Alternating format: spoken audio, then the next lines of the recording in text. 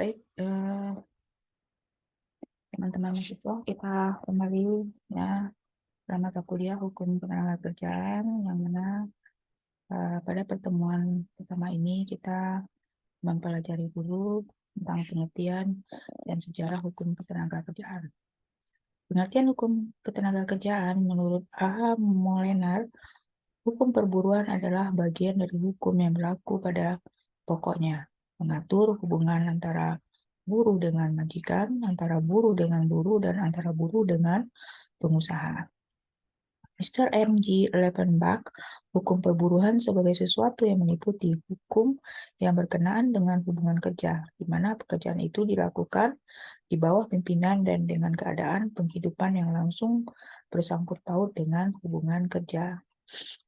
Pendapat para sarjana hukum. Mr. N. E. H. van Esveld tidak membatasi lapangan hukum perburuhan pada hubungan kerja, di mana pekerjaan dilakukan di bawah pimpinan. Hukum perburuhan meliputi pula pekerjaan yang dilakukan oleh suatu pekerja yang melakukan atas tanggung jawab dan risiko sendiri. Mr. S. Moore, hukum perburuan adalah hukum yang berkenaan dengan pekerjaan yang dilakukan di bawah perintah pimpinan orang lain dan dengan penghidupan yang langsung berkaitan dengan pekerjaan itu. ILO labor laws includes all the controls, record, direct and protect management and labor. Artinya hukum perburuan itu meliputi semua pengawasan yang mengatur, membina, dan melindungi baik buruh maupun pengusaha. Profesor Iman Supomo SH menyatakan hukum perburuan adalah himpunan peraturan baik tertulis maupun tidak tertulis yang berkenaan dengan kejadian di mana seseorang bekerja dengan orang lain dengan menerima upah.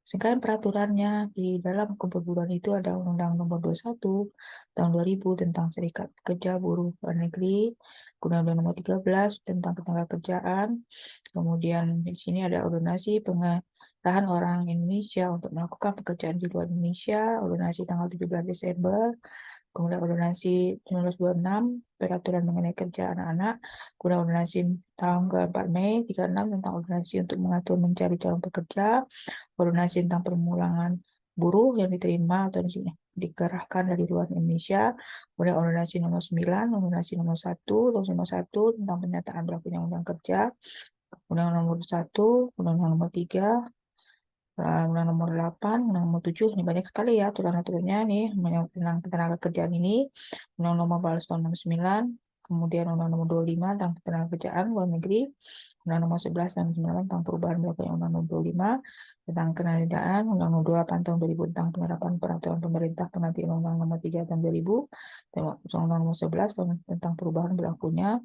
Undang-Undang Nomor 25, Undang-Undang Nomor 2 tahun 2004 tentang penyelesaian persetujuan industrial, Undang ini mencabut Undang Nomor 2, Undang-Undang Nomor 12. Kemudian Undang Nomor 1 70 tentang keselamatan kerja, Undang 3 tahun 92 tentang jaminan sosial tenaga kerja.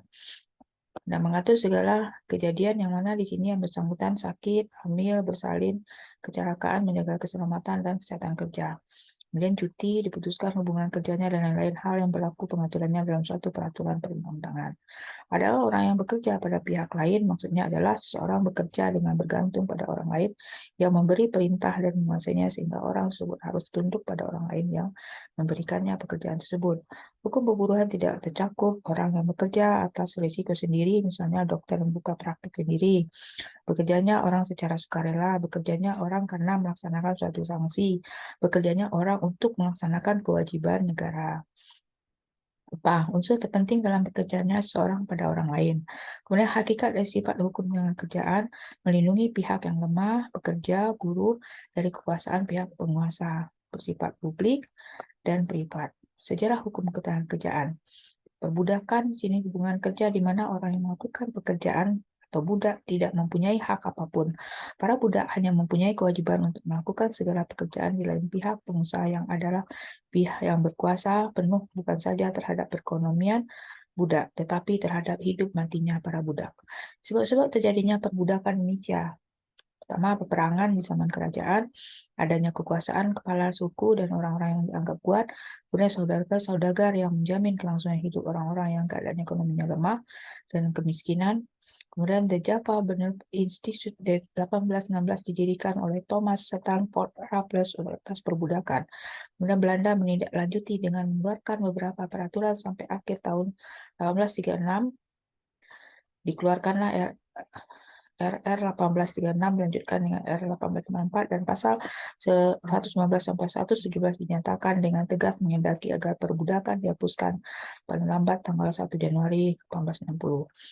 Kemudian tentang kerja Rudi. Awalnya merupakan kerja gotong royong oleh semua penduduk.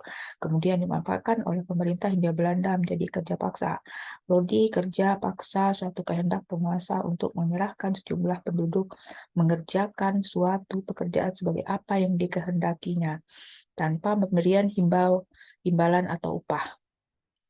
Terjadinya pada waktu pemerintahan Hawe-Dendels 1807 sampai 1811. Pada masa pemerintahan Inggris di bawah T.S. Raffles, Rodi tidak boleh dilakukan. Nah, pernah layak sanksi, yaitu hubungan kerja terhadap pelanggarannya disertai sanksi pidana dan denda. Terjadinya setelah dikeluarkannya Tablet 1838 nomor 50. Untuk mengatasi kesulitan memperoleh buruh, pemerintah Hindia Belanda mengeluarkan Tablet 1872 nomor 111 dengan nama Algemene Strafreglement. Berdasarkan Tablet 1, pemerintah Hindia Belanda menghapus penalih sanksi sejak tanggal 1 Januari 1942. Hubungan industrial Pancasila. Pengertian hubungan industrial, proses terbinanya komunikasi, konsultasi, musyawarah, serta berunding dan ditopang oleh kemampuan dan komitmen yang tinggi dari semua elemen yang ada dalam perusahaan.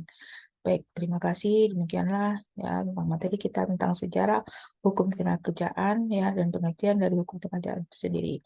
Untuk pertemuan selanjutnya mungkin kita akan membahas tentang ruang lingkup dari hukum ketenagakerjaan. Wabillahi taufiq wal hidayah. Assalamualaikum warahmatullahi wabarakatuh.